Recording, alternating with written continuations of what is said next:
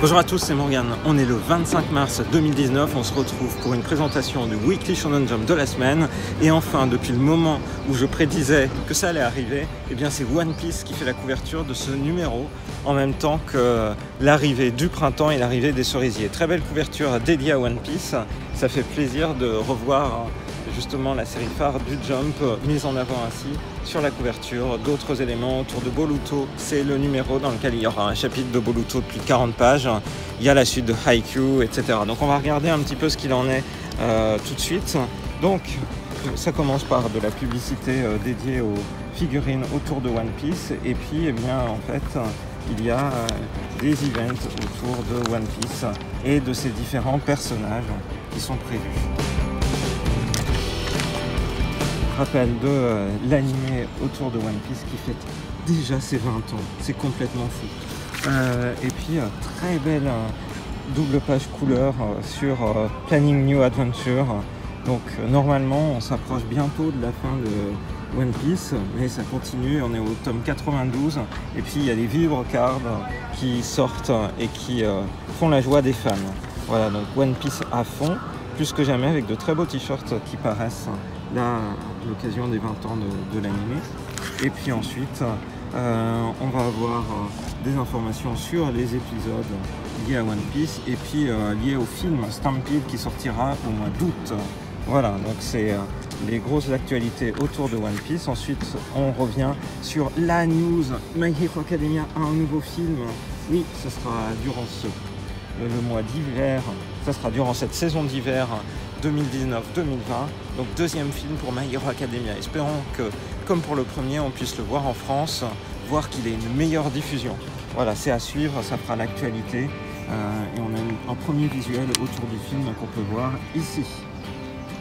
Ça sera pile au moment en fait où la série animée aura repris, puisque, je rappelle, la série animée revient eh bien, au mois d'octobre pour My Hero Academia.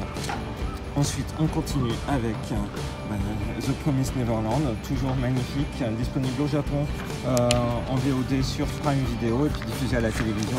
Et également, élément très surprenant, Naruto arrive, mais sous quelle forme? Eh bien, sous une forme kabuki. Voilà, c'est la news autour de Naruto qui continue de vivre à travers Boruto, mais aussi à travers des adaptations en jeux vidéo et puis en pièces de théâtre, et là maintenant en kabuki. Voilà, ensuite Hinomaru Sumo, à sa double page, et puis de l'actualité autour des jeux vidéo, One Piece World Seeker qui vient de sortir, et puis Dragon Ball FighterZ qui va être marqué par l'arrivée d'un nouveau personnage, et bien ce personnage c'est Goku de Dragon Ball GT.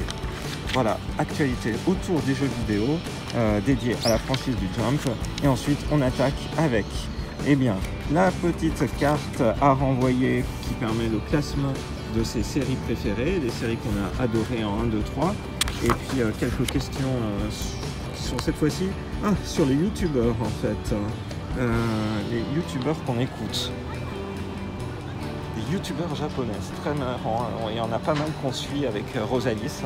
Après c'est One Piece, on va regarder un petit peu l'ordre des séries durant cet épisode-là, durant ce numéro-là. One Piece, et tout de suite après, c'est Kimetsu no Yaiba, qui a une grosse actualité avec la sortie en fait du tome 15, avec la sortie du tome 15 en tankobon le 4 avril, et également l'animé qui arrive le 6 avril. C'est vraiment régulier en fait, un tankobon sort au même moment que la série animée. C'est l'un tire l'autre vers le haut en termes de popularité. Donc, Kimetsu no Yaiba.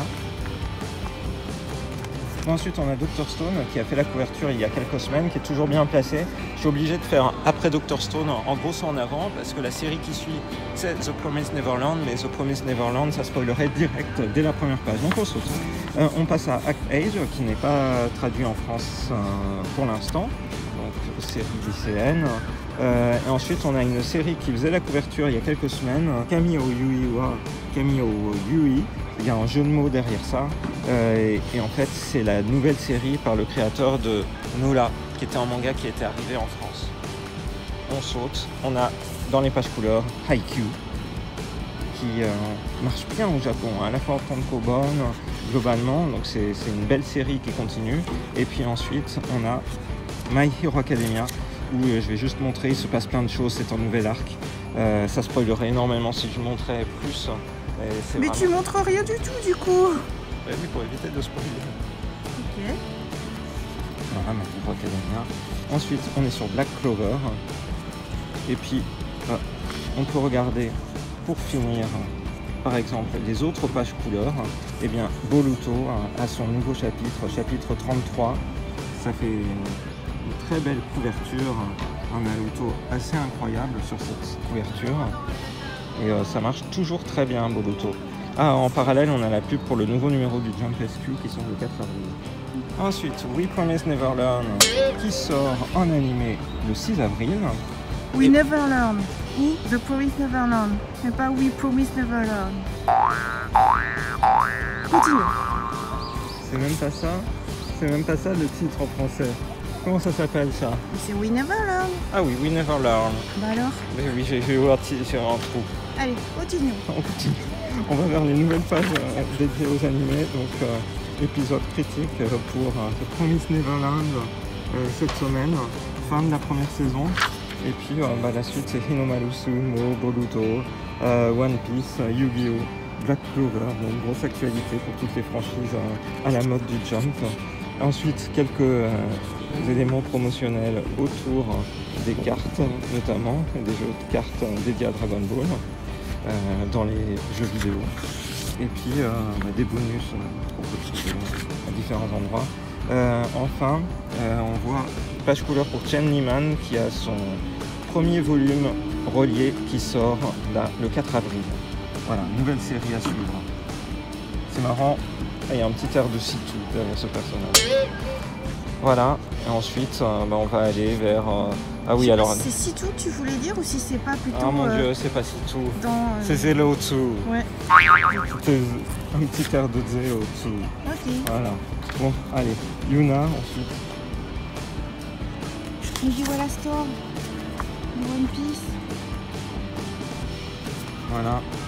Des boutiques fantastiques. On est allé en faire une à Fukuoka, on a fait celle aussi de Shibuya. Il y a vraiment des produits One Piece de toute beauté là-bas. Bon, ensuite, la série qui commence vraiment à avoir du mal, c'est Food Wars qu'on retrouve systématiquement à la fin. Et puis, progressivement, on va aller vers des séries plus récentes, mais qui n'arrivent pas trop à s'imposer, comme Neolation, donc c'est le chapitre 14. Ou alors la série la plus surprenante, c'est bien celle-ci dont je parle. C'est cette fameuse série qui est Dimoto ga Japan, la série qui a une adaptation animée dès le mois d'avril et qui est systématiquement à la toute fin du Jump. Voilà. Et enfin, on arrive à de la publicité autour du prochain numéro qui sortira le 1er avril. On ne sera plus en air essai au Japon, on aura changé d'air. Et donc, ça sera le moment de découvrir Kimetsu no Yaiba en animation. Voilà. Et pour finir, Kinnikuman Toy Festival. Dire qu'on a eu ce personnage en animé dans les années 80 et qu'on ne comprenait pas trop ce qu'il en était. Kinnikuman fête ses 40 ans. Voilà, enfin publicité pour un jeu vidéo sur portable, Shadowverse. Voilà, j'espère que cette vidéo de présentation du Weekly Shonen Jump avec cette belle couverture One Piece vous a plu. Et je vous donne rendez-vous à très bientôt dans une prochaine vidéo sur la chaîne de Rosalis. Bye bye.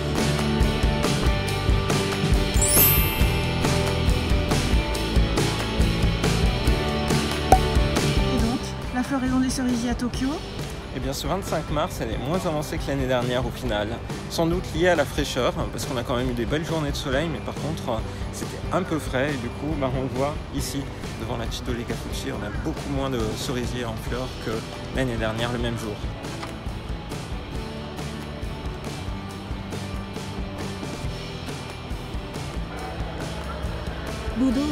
C'est les remises de diplômes. Tous les costumes traditionnels sont sortis, les hakama, les garçons eux, ils sont plutôt en costume.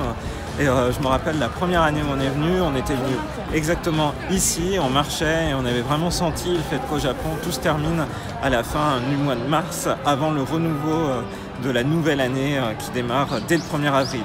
Là c'est vraiment la semaine de fin de quelque chose, d'une expérience, d'une vie.